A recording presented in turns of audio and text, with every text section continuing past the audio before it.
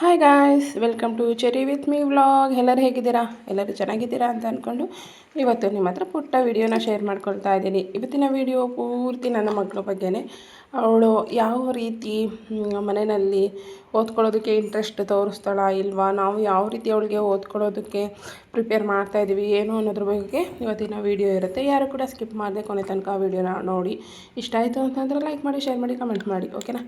ಹಾಗೆ ಸಬ್ಸ್ಕ್ರೈಬ್ ಮಾಡೋದು ಮಾತ್ರ ಮರಿಬೇಡಿ, ಓಕೆನಾ? ನಾನು ಈ ಒಂದು ಪ್ರಾಡಕ್ಟನ್ನು ಮೀಶೋಯಿಂದ ಪರ್ಚೇಸ್ ಮಾಡಿದ್ದೀನಿ. ತುಂಬಾ ಚೆನ್ನಾಗಿದೆ. ಈ ಪ್ರಾಡಕ್ಟ್ ಪರ್ಚೇಸ್ ಮಾಡಿದ ಮೇಲೆ ನನ್ನ ಮಗಳು ಯಾವ ರೀತಿ ಇಂಪ್ರೂವ್ ಆಗಿದ್ದಾಳೆ ಅನ್ನೋದು ಕೂಡ ಈ ವಿಡಿಯೋದಲ್ಲಿ ತೋರಿಸ್ಕೊಡ್ತಾ ಇದ್ದೀನಿ. ಈ ಪ್ರಾಡಕ್ಟ್ ಏನಿಲ್ಲ, ಒಂದು 100 ರುಪೀಸಿಗೆಲ್ಲ ಸಿಕ್ಬಿಡುತ್ತೆ. ನೀಟಾಗಿ ಗೋಡೆಗೆ ಅಂಟಿಸಿದರೆ ಫಸ್ಟು ಸ್ಟಾರ್ಟಿಂಗಲ್ಲಿ ಮಕ್ಕಳು ಏನೇನೆಲ್ಲ ಕಲಿಬೇಕು, ಸ್ಟ್ಯಾಂಡಿಂಗ್ ಲೈನು, ಸ್ಲೀಪಿಂಗ್ ಲೈನು, ಈ ರೀತಿ ಎಲ್ಲ ಕಲಿಯೋದಕ್ಕೆ ತುಂಬಾ ಈಸಿ ಆಗುತ್ತೆ ಈ ಒಂದು ಬೋರ್ಡು. ನಾನು ಈ ಬೋರ್ಡನ್ನು ಮುಂಚೆನೇ ತರಿಸ್ಬೇಕಾಗಿತ್ತು, ಬಟ್ ಈ ಓನರು ಏನು ಅಂದ್ಕೊಳ್ತಾರೋ ಏನೋ ಅಂತ ಹೇಳ್ಬಿಟ್ಟು ಭಯದಿಂದ ತರಿಸಿರಲೇ ಇಲ್ಲ. ಸೊ ಇವಾಗ ಸ್ಕೂಲ್ಗೆ ಇನ್ನೊಂದು ತಿಂಗಳಿದೆ ಅನ್ನೋವಾಗ ಮಾತ್ರ ತರಿಸಿದ್ದೀನಿ. ಇದು ತರಿಸಿದ ಮೇಲೆ ತುಂಬ ಅಂದರೆ ತುಂಬಾ ಇಂಪ್ರೂವ್ ಆಗಿದ್ದಾಳೆ. ಅವಳಿಗೆ ಸ್ಟಾರ್ಟಿಂಗಲ್ಲಿ ಚಾಪೀಸ್ ಇಟ್ಕೊಂಡು ಬರೆಯೋದಕ್ಕೂ ಬರ್ತಿರ್ಲಿಲ್ಲ, ಏನಿಲ್ಲ. ಇವಾಗ ಅವಳು ABCD ಬರೀತಾಳೆ. ಪೂರ್ತಿ ಏನು ಬರೆಯಲ್ಲ, Dವರೆಗೂ ಕಲ್ತಿದ್ದಾಳೆ. ಅದು ಫ್ರೀ ಟೈಮಲ್ಲಿ ಹೇಳ್ಕೊಟ್ಟಿರೋ ಅಂಥದ್ದು ಅಷ್ಟೇ. ಅದಾದಮೇಲೆ ಅವಳು ಸ್ಟ್ಯಾಂಡಿಂಗ್ ಲೈನು, ಸ್ಲೀಪಿಂಗ್ ಲೈನು ಈ ರೀತಿ ಬರೀತಾಳೆ. ಕೆಲವೊಂದು ಚಿತ್ರಗಳನ್ನು ಅವಳೇ ಓನಾಗಿ ಮೈಂಡಲ್ಲಿ ಥಿಂಕ್ ಮಾಡಿಕೊಂಡು ಬಿಡಿಸೋದನ್ನೆಲ್ಲ ಕಲ್ತಿದ್ದಾಳೆ. ಈ ಒಂದು ಬೋರ್ಡ್ ತುಂಬಾ ಯೂಸ್ ಆಯಿತು ಅಂತಲೇ ಹೇಳ್ಬೋದು. ಕೆಲವೊಂದು ಸಲ ಕೀಟ್ಲೆಗಳನ್ನೂ ಮಾಡ್ತಾಳೆ ಬೋರ್ಡಲ್ಲಿ. ಮುಂದೆ ಗೊತ್ತಾಗುತ್ತೆ ಅವಳು ಯಾವ ರೀತಿ ಎಲ್ಲ ಕೀಟ್ಲೆ ಮಾಡ್ತಾಳೆ ಅಂತ. Next one, what is this? ಆಯಿತು, ವಾಟ್ ಈಸ್ ದಿಸ್? ಸಿ. ಇಲ್ಲೆಲ್ಲಿದೆ ಸಿ? ಮಾಡು, ಮಿಸ್ ಮ್ಯಾಚ್ ಮಾಡು.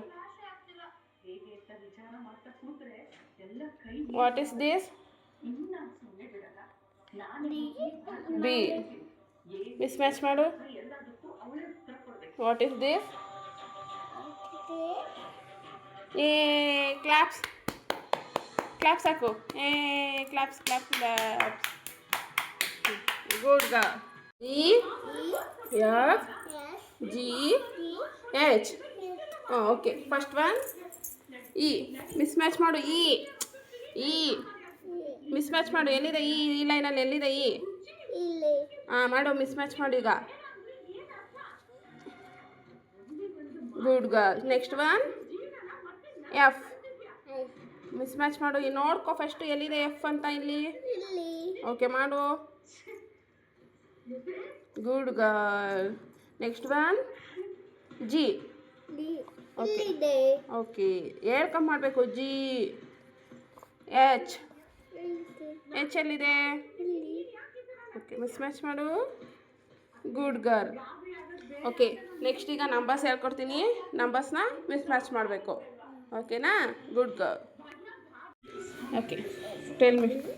1 2 3 4. ಈ ಲೈನಲ್ಲಿ ಏನಿದೆ? 4 3 1 2.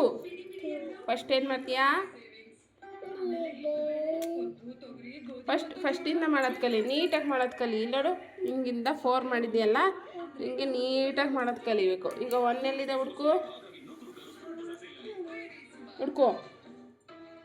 1 ಹುಡ್ಕು. 1 ಎಲ್ಲಿದೆ? ಈ ಲೈನಲ್ಲಿ 1 ಎಲ್ಲಿದೆ?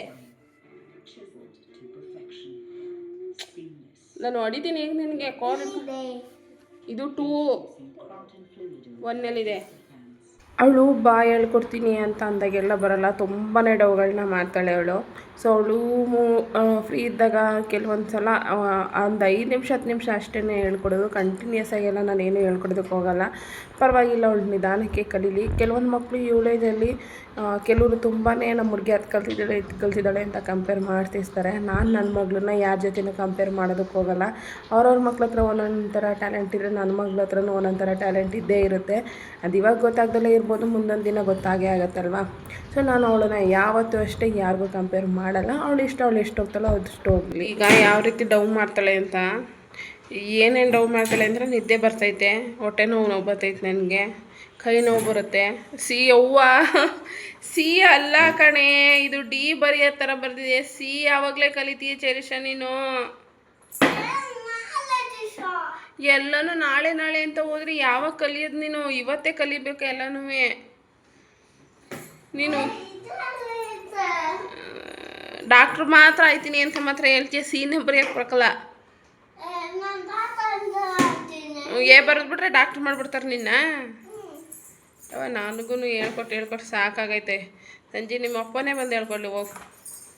ಸಿ ಬರಿ ಅಂದರೆ ನೋಡಿ ಏನು ಬರ್ತು ಕೂರ್ಸಳೆ ಥೋಳಿಗೆ. ಅಪ್ಪ ದೇವ್ರೆ, ನನ್ನ ಮಗಳು ಪ್ರಾಕ್ಟೀಸ್ ಮಾಡೋದು ಈ ರೀತಿ ಇರುತ್ತೆ.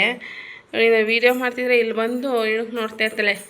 ಮೊಬೈಲೆಲ್ಲ ಕೇಳ್ತಾಳೆ. ಮಕ್ಳಿಗೆ ಮೊಬೈಲೆಲ್ಲ ಕೊಡಬಾರ್ದಲ್ಲ, ನಾನು ಅಷ್ಟೆಲ್ಲ ಕೊಡಲ್ಲ. ನೋಡಿದ್ಬಿಡ್ತೀನಿ ಏನೋ ಬೈದಲ್ಲಿ ಅವಳು ಕೇಳೋದು ಕೂಡ ಕಮ್ಮಿನೇ. ಯಾವಾಗಲಾದ್ರೂ ಒಂದೊಂದ್ಸಲ ಕೇಳಿದಾಗ ಅಯ್ಯೋ ಪಾಪ ಆಟ ಆಡೋಕ್ಕೆ ಯಾರೂ ಇಲ್ವಲ್ಲ ಜೊತೆಯಲ್ಲಿ, ಇನ್ನೇನು ಮಾಡೋದು ಅಂದ್ಬಿಟ್ಟು ಅವಾಗೆಲ್ಲೋ ಒಂದೊಂದ್ಸಲ ಕೊಡ್ತೀನಿ. ಅದು ಬಿಟ್ಟರೆ ಮೊಬೈಲೆಲ್ಲ ಕೊಡೋಕ್ಕೋಗಲ್ಲ. ನನ್ನ ಇವಳಿಗೆ ಯಾವ ರೀತಿ ಹೇಳ್ಕೊಡ್ಬೇಕು ಅನ್ನೋದು ಗೊತ್ತಾಗಲ್ಲ. ಬೇರೆ ರೀತಿ ಸಹ ಹೇಳ್ಕೊಟ್ಟಿದ್ದೀನಿ. ಆಲ್ಫಾಬೆಟ್ಸ್ನೆಲ್ಲ ಮಿಸ್ ಮ್ಯಾಚ್ ಮಾಡಿ ಗುರ್ತಿಸೋದು ಅವೆಲ್ಲ ಮಾಡ್ತಾಳೆ. ಬಟ್ ಬರೆಯೋದು ಸ್ವಲ್ಪ ಈ ರೀತಿ ಇದು ಮಾಡ್ತಾಳೆ. ನೋಡೋಣ, ಇದು ಇವತ್ತಿನ ಫಸ್ಟಿಂದ ನಾನು ಮತ್ತೆ ಸ್ಟಾರ್ಟ್ ಮಾಡಿದ್ದೀನಿ ಇವಳಿಗೆ ಈ ರೀತಿ ಬರ್ಸೋದಕ್ಕೆ. ಸೊ ಸ್ಕೂಲಿಗೆ ಹೋಗೋ ಅಷ್ಟೊತ್ತಿಗೆ ಯಾವ ರೀತಿ ಇಂಪ್ರೂವ್ ಆಗಿರ್ತಾಳೆ ಅಂತ ನಾನು ತೋರಿಸ್ಕೊಡ್ತೀನಿ. ಸರಿ, ಶೇರ್ ಮಾಡ್ಕೊಳ್ತೀನಿ, ಓಕೆನಾ? ಮಕ್ಳ ಜೊತೆ ಆಟ ಆಡುವಾಗಲೇ ಜಾಸ್ತಿ ಇಂಪ್ರೂವ್ ಆಗೋದು. ಕಲಿಕೆ ಅನ್ನೋದು ಮಕ್ಳ ಜೊತೆ ಇದ್ದಾಗಲೇ ಅವ್ರು ಕಲಿಯೋ ಅಂಥದ್ದು. ಮನೆಯಲ್ಲಿ ನಮ್ಮ ಜೊತೆ ಕಲಿ ಅಂದಾಗ ಅವ್ರು ಏನೋ ಕಲಿಯೋದಕ್ಕೆ ಆಸಕ್ತಿನ ತೋರಿಸೋದಿಲ್ಲ. ಸೊ ಸ್ಕೂಲಿಗೆ ಹಾಕಿದಾಗ ಅವಳೇ ಎಲ್ಲವನ್ನ ಕಲಿತಾಳೆ. ಹೋಗ್ತಾ ಅವಳು ಇಂಪ್ರೂವ್ ಆಗೇ ಆಗ್ತಾಳೆ. ಪರವಾಗಿಲ್ಲ, ಅವಳ ಏಜಿಗೆ ಇಷ್ಟಾದ್ರೂ ಕಲ್ತಿದ್ದಾಳೆ. ನಾನು ಅವಳ ಏಜಲ್ಲಿದ್ದಾಗ ಇಷ್ಟೂ ಬರ್ತಿರಲಿಲ್ಲ ನನಗೆ. ಅದೊಂದು ಖುಷಿ ಇದೆ ನನಗೆ. ಸೊ ಇನ್ಮೇಲಿಂದ ನನ್ನ ಮಗಳ ಜೊತೆ ನಾನು ವ್ಲಾಗನ್ನು ತುಂಬ ಆಲ್ರೆಡಿ ಮಾಡಿದ್ದೀನಿ, ಇನ್ಮೇಲೂ ಮಾಡ್ತಾನೆ ಇರ್ತೀನಿ. ಸೊ ಯಾರು ಕೂಡ ಸ್ಕಿಪ್ ಮಾಡದೆ ನೋಡಿದ್ದೀರಾ ಅವ್ರಿಗೆಲ್ಲ ತುಂಬಾ ಧನ್ಯವಾದಗಳು. ಇದೇ ರೀತಿ ಸಪೋರ್ಟ್ ಮಾಡ್ತಾಯಿರಿ. ಇನ್ನಷ್ಟು ವ್ಲಾಗನ್ನು ನಿಮ್ಮ ಹತ್ರ ಶೇರ್ ಮಾಡ್ಕೊಳ್ತೀನಿ. ಒಳ್ಳೊಳ್ಳೆ ಇನ್ಫಾರ್ಮೇಷನ್ ಇರೋವಂಥ ವ್ಲಾಗ್ಗಳನ್ನ ಸಹ ಶೇರ್ ಮಾಡ್ಕೊಳ್ತೀನಿ. ಈ ವ್ಲಾಗ್ ಏನಾದರೂ ಇಷ್ಟ ಆಯಿತು ಅಂತಂದರೆ ಪ್ಲೀಸ್ ಕಮೆಂಟ್ ಮುಖಾಂತರ ತಿಳಿಸಿ ನಿಮ್ಮ ಅಭಿಪ್ರಾಯ ಏನು ಅಂತ ಎಲ್ಲ. ಏನಾದರೂ ಇಂಪ್ರೂವ್ ಮಾಡ್ಕೊಳ್ಳೋದಿತ್ತು ಅಂತಂದರೆ ನಾನು ಮಾಡ್ಕೊಳ್ತೀನಿ, ಓಕೆನಾ? Thank you so much, bye.